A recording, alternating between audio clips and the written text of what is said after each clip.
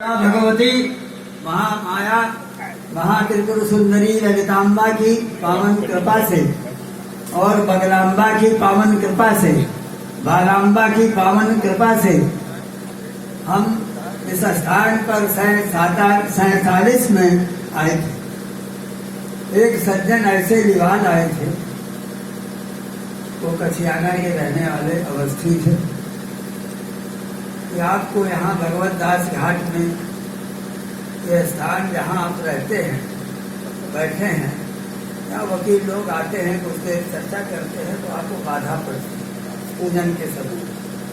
तो इसलिए हम आपको बहुत एकांत जगह पर ले चले।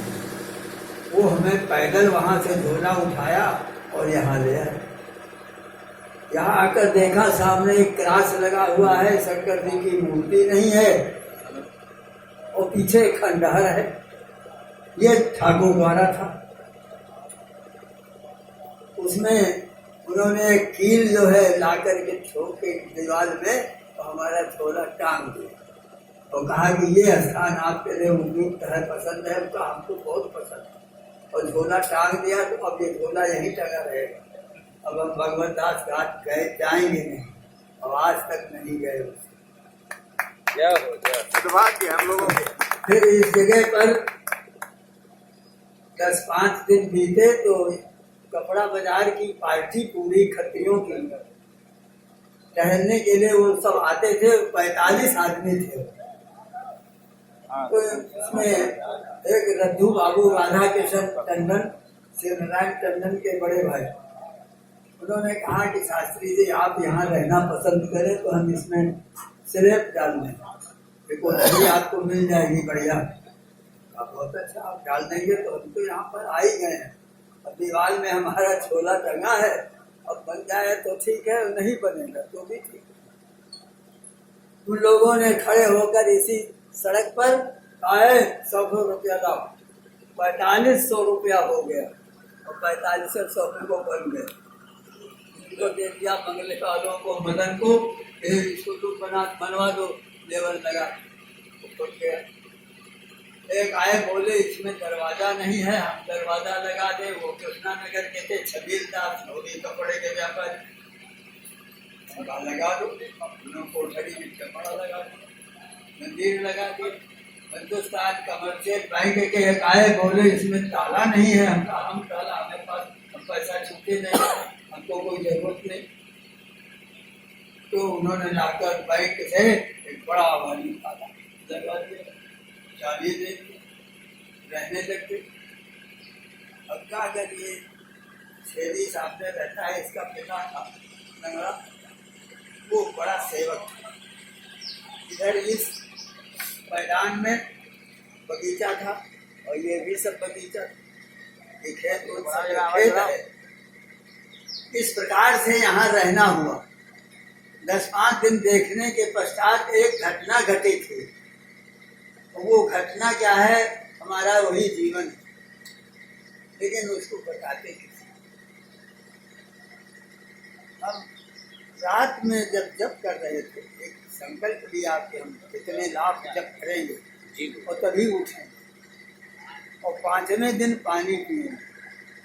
एक पंचक तो बीत गया। 5वें दिन पानी पिलाने वाले बड़े बड़े लोग यहाँ के आ गए और उस समय यहाँ के पीएम जो थे वो R.K. त्रिवेदी थे, रामकृष्ण त्रिवेदी, वो भी आ गए। कहें आप पानी छोड़ के क्या करोगे, मन है नहीं, आप रस ले लो। रस लेने के बाद दूसरे दिन अष्टमी थी।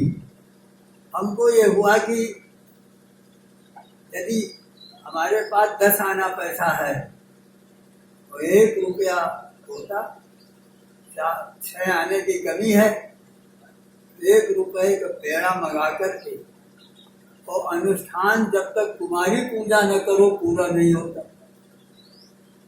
तुम्हारी और सुवासिनी बहुत जरूरी है उसमें। और अनुष्ठान करा करके, हवन करा करके चले जाओगे, जब तक उसके सामने नाचोगे नहीं, बाजा नहीं बजाओगे, गीत नहीं गाओगे, तब तक तुम्हारी पूजा का एक अंग बाकी है, 3 अंग पूरे हो गए। उसका नाम है उल्लास अस्तव संस्कृत में। तो वहां पर गणेश जी स्वयं नाच रहे हैं। तथैथै तथैथै तथै नृत्य नृत्याम महात्युग्रबालाम भजे नाम नित्यम। यानी माँ के सामने गणेश जी तथैथै कथक जो नृत्य है वो करने लग गए, गाने लग गए। महामाया भी नृत्य करने लग गई। इसका नाम है उल्लास अस्तव। तो उल्लास अस्तव की बड़ी लंबी व्याख्या। कैसा ध्रुपद होता है, कैसा राग जोग किस तरह का होता है। हम राग जोग की केवल आवाज सुन पाए, लेकिन राग जोग नहीं सुन पाए। उसमें जो उसमें है वो सुनने को अभी हुआ है। आज उन्होंने कहा राजयोग में हम जिसको सुना रहे हैं, हमको उसका आनंद, योग का आनंद नहीं मिला, राजयोग का आनंद मिला संगीत। तो वो राजयोग है। तो राजयोग में गणेश जी नृत्य कर रहे हैं और माँ फिर उनको गोद में ले लेती है।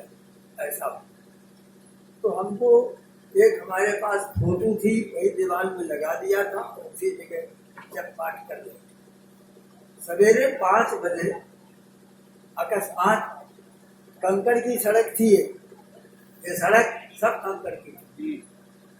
5 बजे एक गाड़ी आती है और यहाँ कहती ब्रह्मचारी जी शास्त्री जी, यह 1 बोरा हम आटा रखे जा रहे हैं, बहू जी ने भेजा है।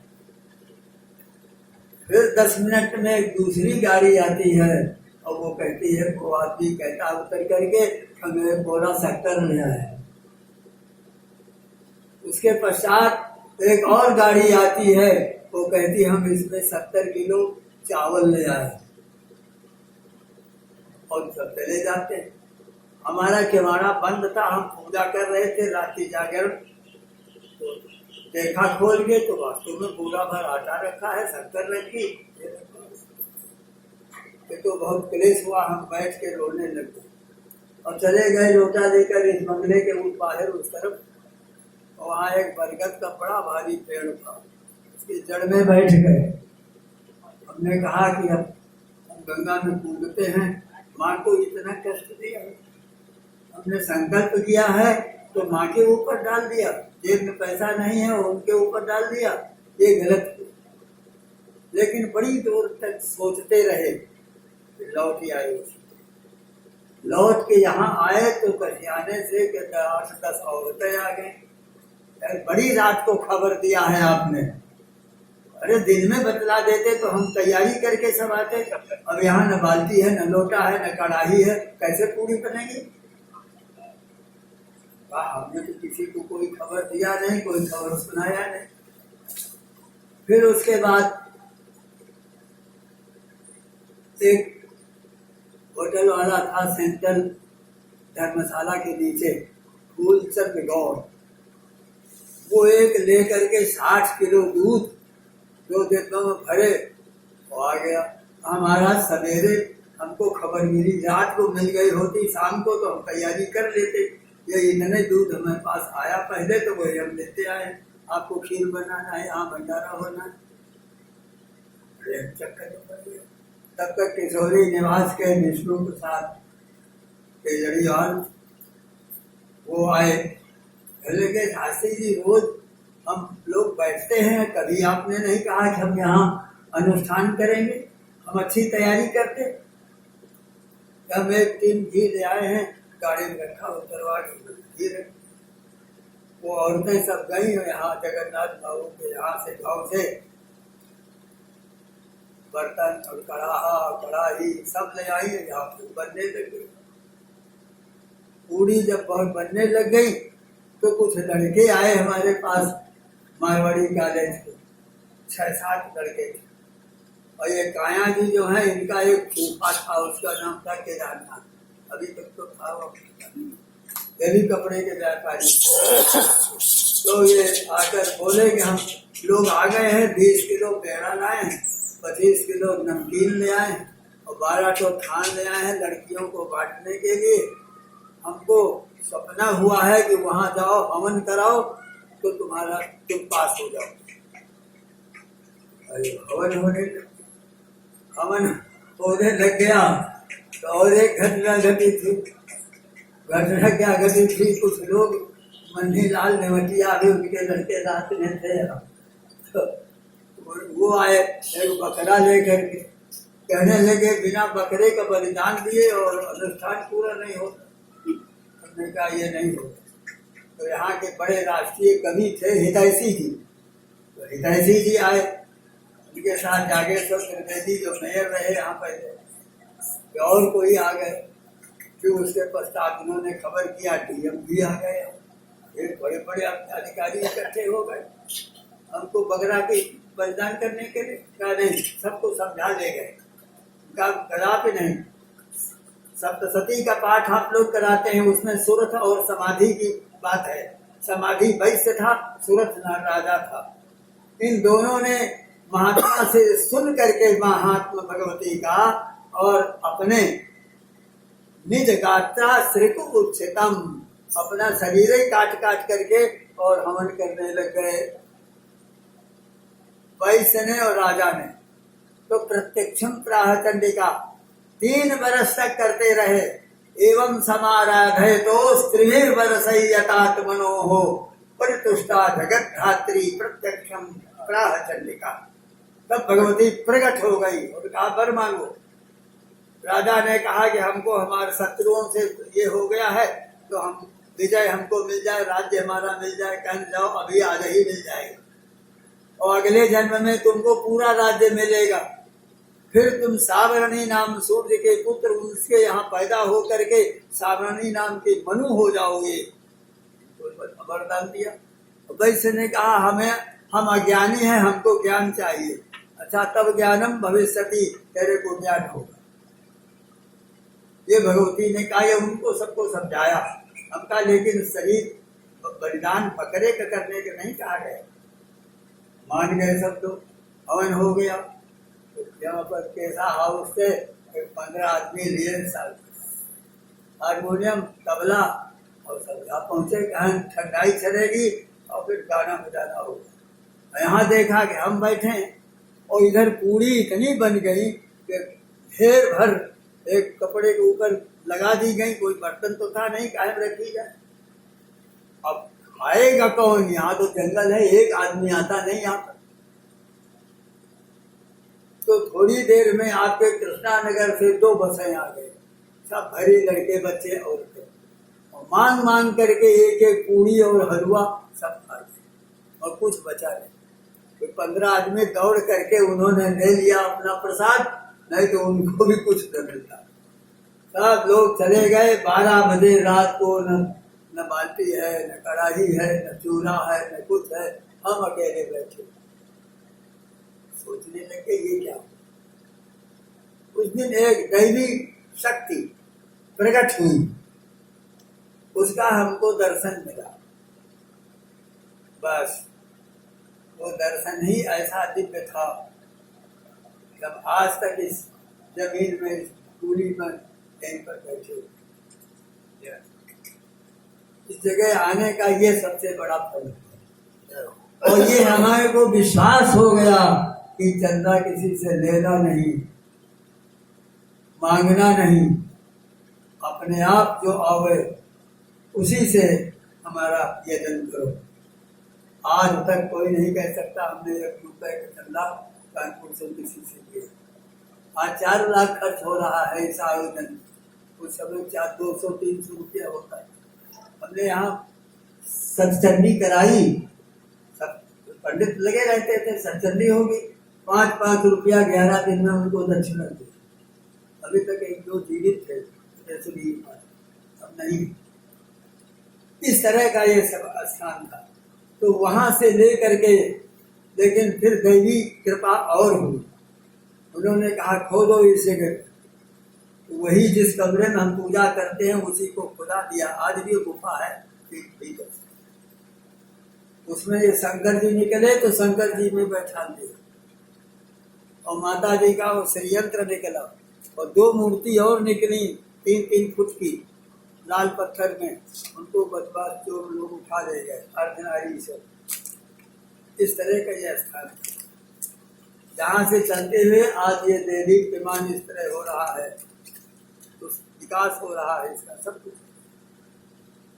तो ऐसे स्थान में रहते हुए हमको 72 वर्ष आज,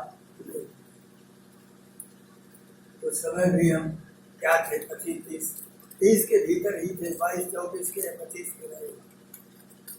आज 95 वर्ष आयु चल रही। बोले गुरुदेव भगवान की। इसलिए एकमात्र विश्वास यहाँ पर मिला है और कुछ नहीं चाहिए। विश्वास चाहिए, विश्वास होगा तो मिट्टी भी सोना हो जाएगी। जो काम कर रहे हो वही काम के भीतर वैभव पैदा हो जाएगा। ये विश्वास पैदा, उसी के बल पर ये सब होगा। बहुत से सब लोग सहयोग। अच्छा, यही हमने समझा कि ये जो संगीत वाले जो आए तो यहाँ संगीत होना चाहिए। तो दूसरा नवरात्र जब आया तो ये तैलंग परिवार पूरा सेवक था। एक राम फंसलकर जी थे, एक शास्त्री नगर में पाठक जी रहते थे, उनके पास बड़ा अच्छा ग्रुप था शास्त्रीय क्लासिकल संगीत का। वो आने लग गए और रात भर सुना में 3 आदमी हम सुनते रहे और इतने क्लासिकल हो जाए सवेरे तक, और सुबह अपने आप वो रिक्शा करके चले जाते थे। ये वहीं पर बड़े से बड़े अच्छे से अच्छे कलाकार आए। यशराज जी वहीं पर आए, मनीराम जी वहीं पर आए, आपके वो का नाम है जोशी, मिले सुर मेरा तुम्हारा, सब आकर के इसी भूमि में गाना अर्पण करके गए हैं और अपने खर्च से आए। आज तक 1 पैसा वहाँ पर खर्च नहीं। यहाँ तो खर्च हो रहा है, ये लगाओ वो लगाओ, यहाँ के ये सब। वहाँ उस साल में कुछ नहीं, पत्ती खाली, पत्ती यहाँ थी ही नहीं। बंगले वाले ने दे दिया, पत्ती आ जाती थी, 1 दिन कहते हो गए। इस प्रकार से हम यहाँ रहते भी नहीं थे, कलकत्ता रहते। तो इस प्रकार से यह एक वरदान स्वरूप स्थान मिला था। लेकिन इस स्थान पर एकमात्र दृढ़ विश्वास मिला। माता की यह स्थापना हो गई, ललितांबा कहीं पर भी नहीं है इस प्रकार से। यहाँ बांगरमऊ में एक मूर्ति है, लेकिन ये जिस प्रकार से बनी हुई कुंभकोणम से बन करके यहाँ अस्थायी आई। दूसरी मूर्ति अभी आई, वो भी कुंभकोणम से बन बगला माता की जिसके है। ये सब 2 हमारे थे। इसी जगह महाराज चरपाती जी ने सन 68 में हमारा कुंभाभिषेक किया, यानी दीक्षा। 9 दिन लगा। 12 पंडित वैदिक मद्रास से आए थे और 28 पंडित यहाँ के थे। एक यह हवन कुंड था, एक ये भीतर में, इसी के अंदर हमारा अभिषेक हुआ। यहाँ से फाटक तक सब कैंप लगे हुए थे। इतने मंडल थे नगर के, महिला मंडल अलग अपना लगाए है और सब लगा करके थे यहाँ पर। तो महाराज त्रिपाठी जी का 9 दिन यहाँ भाषण हुआ। साइन पास बड़ी भीड़ होती थी। शंकराचार्य जी थे और सबके फोटो हमारे पास ऊपर लगे। तो कहने का मतलब यह है कि इस प्रकार से विश्वास प्राप्त हुआ है। वो महामाया आप सब लोगों के हृदय में उसी प्रकार की यह स्फूर्ति है कि आपके अंदर एक विश्वास तो है। धन तो पैदा होने के बहुत करने के साधन हैं। यह स्थान यहाँ आने का धन के लिए नहीं, यहाँ तो उनकी अपने को अर्पण करने के लिए आओ। जो भी टूटे फूटे शब्द हैं उनको सुनाओ। जो भी टूटा फूटा तुम्हारे पास में धन है, वैभव है, मित्र हैं, उनको लगा सको। और ये यहाँ विश्वास की बात हम करते हैं और कुछ नहीं करते। विश्वास है तो आप ही अकेले सब कुछ कर रहे हैं, ये बात होती। तो इस प्रकार से ये करते हुए यहाँ से यही लेकर के जाओ कि विश्वासो ही फलदायक। फल देने वाला होता है विश्वास, कर्म नहीं होता। दान करो उसका कर्म नहीं है, उसका ये फल नहीं है कि आपको उसका 4 गुना प्राप्त हो। शास्त्रों में लिखा है मंत्र का जप करो बड़ा धन धान्य होगा, लेकिन पहले मंत्र में विश्वास हो। विश्वासो ही फलदायक, विश्वास ही एकमात्र फल देने वाला है इस अध्यात्म मार्ग में, ज्ञान के मार्ग में, भक्ति के मार्ग में और आराधना उपासना के मार्ग में एकमात्र विश्वास की जरूरत। हमारे ऊपर विश्वास है, हम आपके ऊपर विश्वास करते हैं, लेकिन हमारा विश्वास कमजोर है, इसलिए पूरा फल हमको नहीं मिलता। हमसे ले रहे हो, हमारे यदि आपके अंदर पूर्ण विश्वास है तो अवश्य उसमें सर्व समर्पण ये भक्ति बतलाई गई है। इन्हीं बातों के साथ में मंगल में कामना करते हैं कि वो पराम्बा आप सब लोगों के हृदय में स्फूर्ति दे, इसी तरह से इस पर्व को मनाते रहें।